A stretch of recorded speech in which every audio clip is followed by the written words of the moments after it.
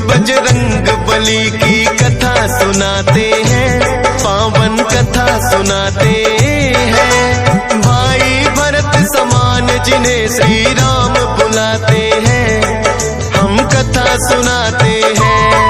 हम अंजनी सुत बजरंग बली की कथा सुनाते हैं, पावन कथा सुनाते हैं। भाई भरत समान जिन्हें श्री राम बुलाते हैं, हम कथा सुनाते हैं। हे राम भक्त हनुमान, तुम तो हो बड़े बलवान।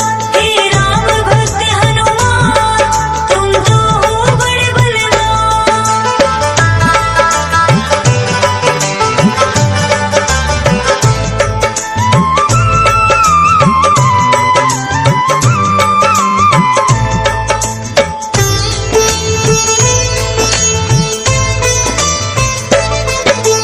गौतम ऋषि ने शाप दिया था माता अंजनी को, कहने लगे कि तुम कुंवारी ही माता बन जाओ। बोली अंजनी ऋषिवर्य मैं होने ना दूंगी, अपने आप को एक गुफा में मैं बंद कर लूंगी। किसी पुरुष को देखूं ना मैं, ये होगा कैसे? जाएगा ये शाप तुम्हारा व्यर्था ही ऐसे। अपने आप को एक गुफा में उसने बंद किया, छोटा सा एक छिद्र था बस जिसमें आए हवा। हुआ है क्या फिर इससे आगे तुम्हें बताते हैं, पावन कथा सुनाते हैं। भाई भरत समान जिन्हें श्री राम बुलाते हैं, हम कथा सुनाते हैं।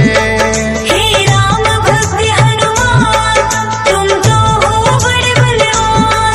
हे राम भक्त हनुमान, तुम तो हो बड़े बलवान।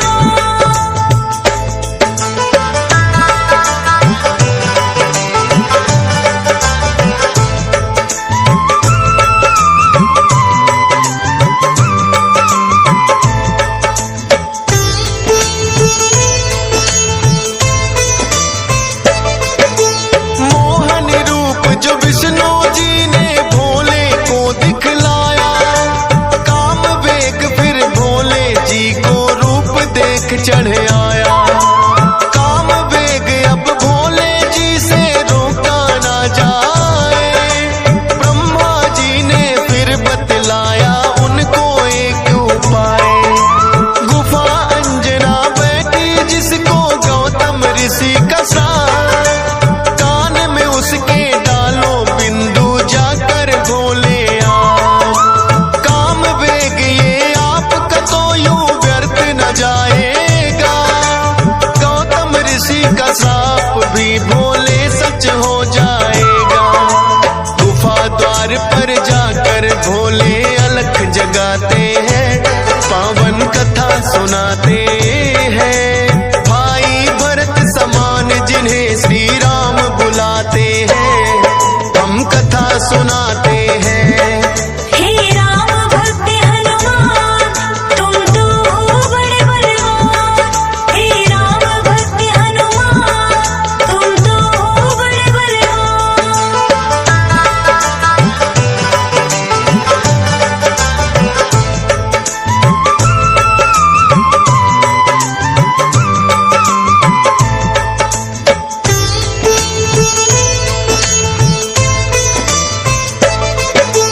भोले जी की अलख जो अंजना के कान पड़ी, बैठी ध्यान लगा कर थी वो सुनकर हुई खड़ी। बोली अंजना जोगी मुझको बाहर ना आना, भंग करना है शाप ऋषि का मैंने है ठाना। कहने लगे भोले है देवी हमें लगी है प्यास, पानी पीने से पहले तुम्हें मंत्र देंगे खास। अपने कान को इस छिद्र के पास मिलाओ तुम, बिना दक्षिणा किसी का पानी ना पीते हैं हम।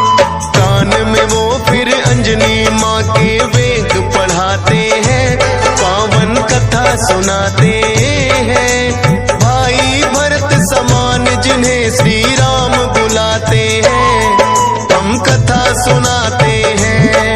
हे राम भक्त हनुमान तुम तो हो बड़े बलवान।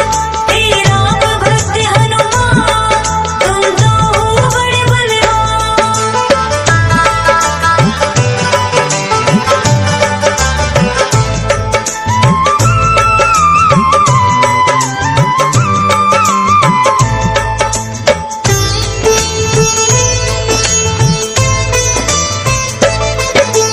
बोली अंजनी है जोगी ये क्या है तुमने किया, सच ही हो गया शाप आज जो ऋषि गौतम ने दिया।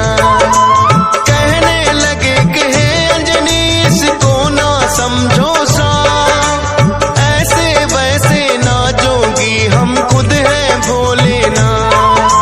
होगा जो ये बालक वो बड़ा वीर कहाएगा, कुमार भी भंग तुम्हारा ना हो पाएगा।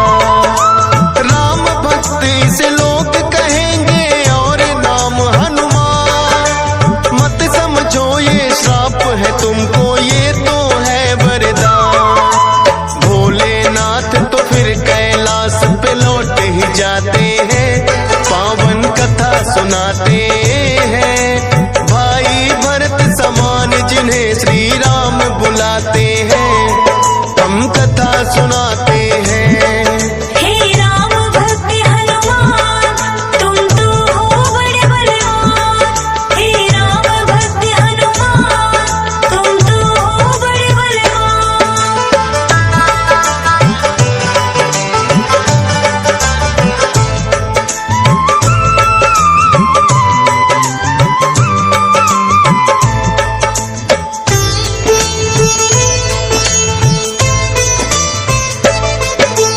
पवन के जरिए कान से होकर ये है गर्भ में आए, इसीलिए तो बजरंगी है पवन पुत्र कहलाए। किंतु गर्भ में पड़ गई इनको वानर की छाया, इसीलिए तो वानर जैसा रूप इन्होंने बनाया। बचपन से ही हुए हैं ये तो बड़े वीर बलवान, भोले जी ने जैसा कहा था रखा नाम हनुमान। देख के एक दिन आसमान में लटक रहा फलदार, उड़कर पहुंच गए बजरंगी ऐसा किया कमाल। समझ के फल वो सूर्य देव को निकल ही जाते हैं, पावन कथा सुनाते हैं। भाई भरत समान जिन्हें श्री राम बुलाते हैं, हम कथा सुनाते हैं। हे राम भक्त हनुमान तुम तो हो बड़े बलवान। हे राम भक्त हनुमान तुम तो हो बड़े बलवान।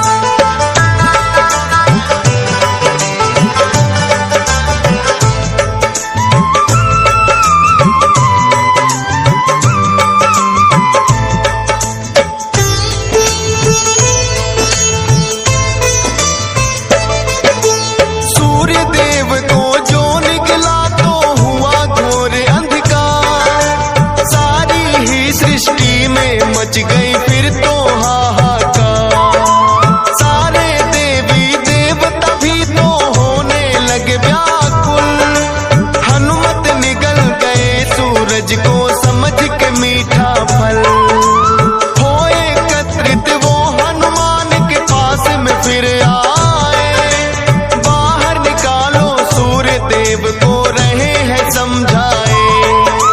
जिद्दी बालक की तरह ना मान रहे हनुमान, क्रोध में भरकर इंद्र देव ने वज्र लिया है तान। वज्र प्रहार से हनुमान मूर्छित हो जाते हैं, पावन कथा सुनाते हैं। भाई भरत समान जिन्हें श्री राम बुलाते हैं, हम कथा सुनाते हैं। हे राम भक्त हनुमान तुम तो हो बड़े बलवान। हे राम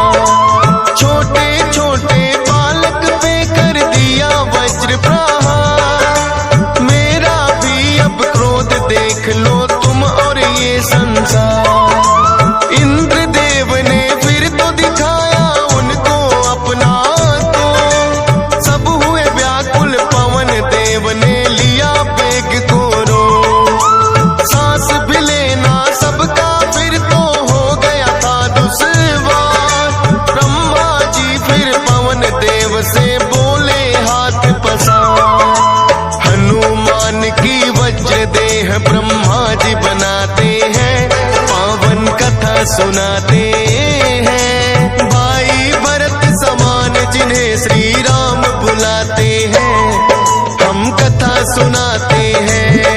हे राम भक्त हनुमान, तुम तो हो बड़े बलवान। हे राम भक्त हनुमान, तुम तो हो बड़े बलवान।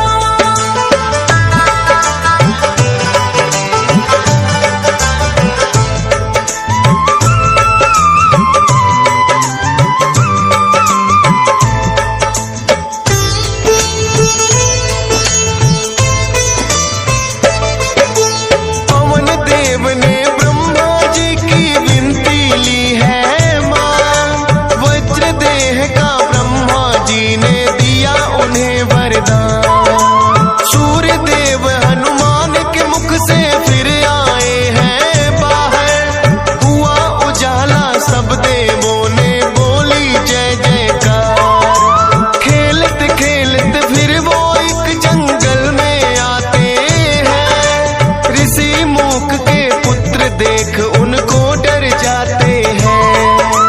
उछल कूद फिर उन्हें देख कर करने लगे हनुमान, ऋषि मूक से करी शिकायत फिर बच्चों ने ऋषि मूक के साप से वो बल अपना भुलाते हैं, पावन कथा सुनाते हैं। भाई भरत समान जिन्हें श्री राम बुलाते हैं, हम कथा सुनाते हैं। हे राम भक्त हनुमान, तुम तो हो बड़े बलवान। हे राम भक्त हनुमान, तुम तो हो बड़े बलवान।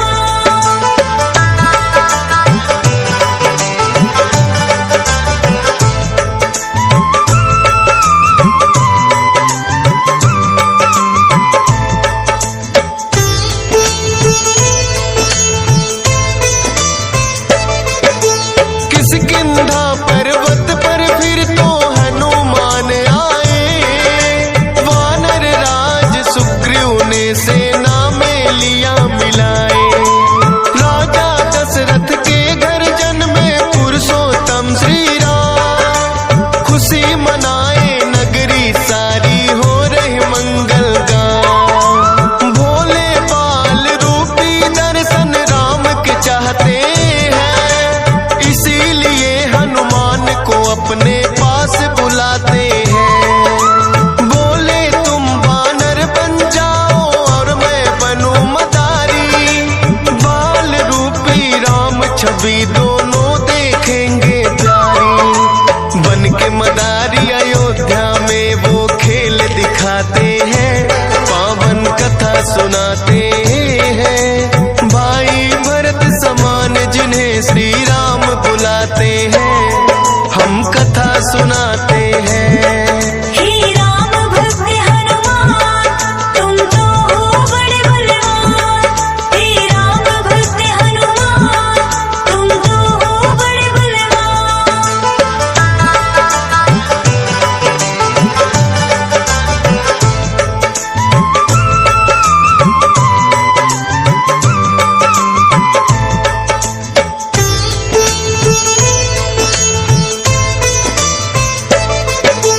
चर्चा छिड़ी अयोध्या में एक आया अजब मदारी, वानर का वो खेल दिखाए देखे नगरी सारी।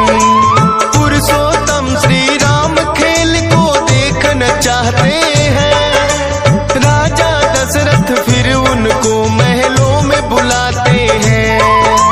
भोले ने फिर बजरंगी संग ऐसा खेल दिखाया, बोले राम ये बानर तो है मेरे मन को भाया। ये बानर तो मैं रखूंगा, बोले हैं श्री राम, लेकिन खेल दिखाकर भोले कर गए हैं प्रस्थान। माने ना श्री राम तो लेकिन रूठ ही जाते हैं, पावन कथा सुनाते हैं। भाई भरत समान जिन्हें श्री राम बुलाते हैं, हम कथा सुनाते हैं। हे राम भक्त हनुमान,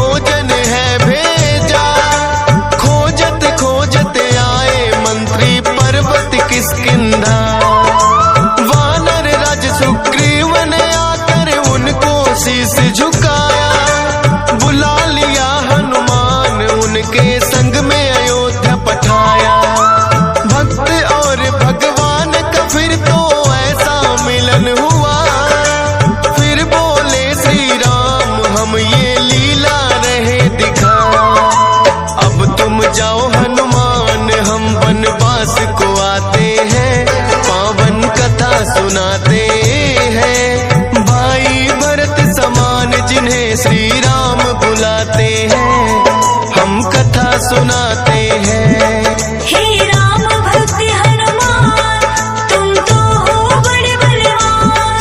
हे राम भक्त हनुमान तुम तो हो बड़े बलवान।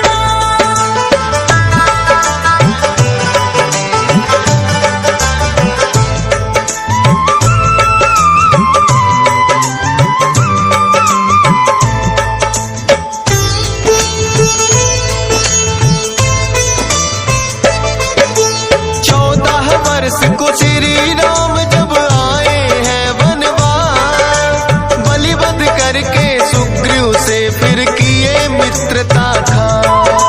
सीता माँ की खोज में निकली सब वानर सेना, लंका जाने के लिए है हनुमान को चुना।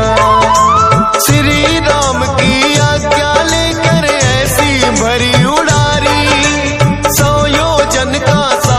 लांघा और लंकिनी मारी।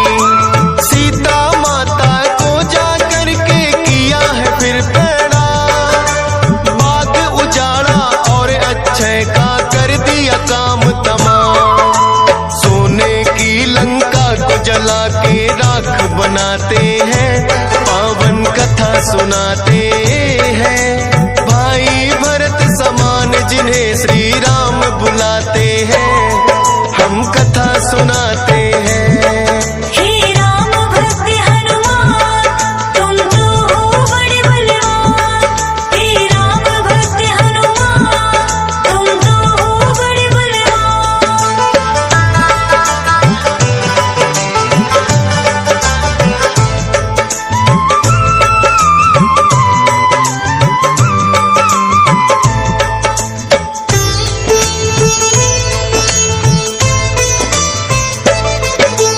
बना के सेतु फिर कर दी है लंका नगरी चढ़ाई।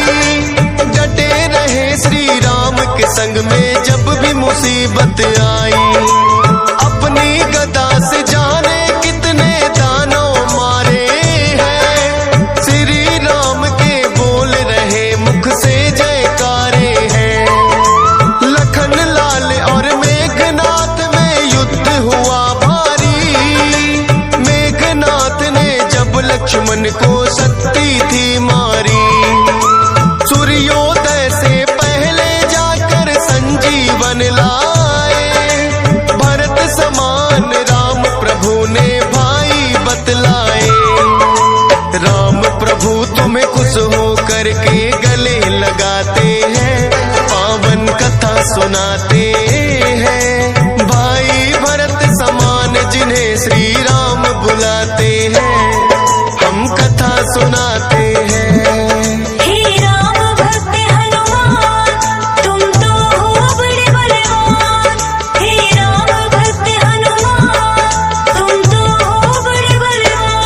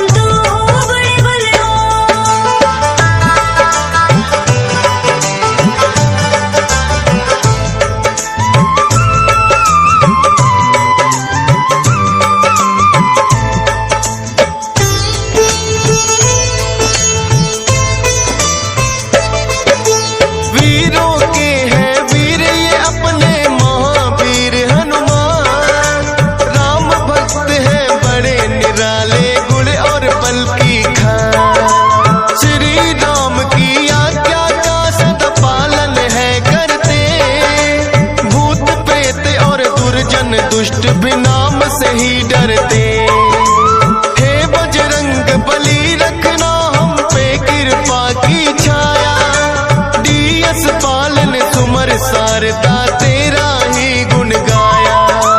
हंस राज रेलहन ने बनाया सोनोटेक चैनल, सुनेगा जो भी इस गाथा को होंगे काम सफल।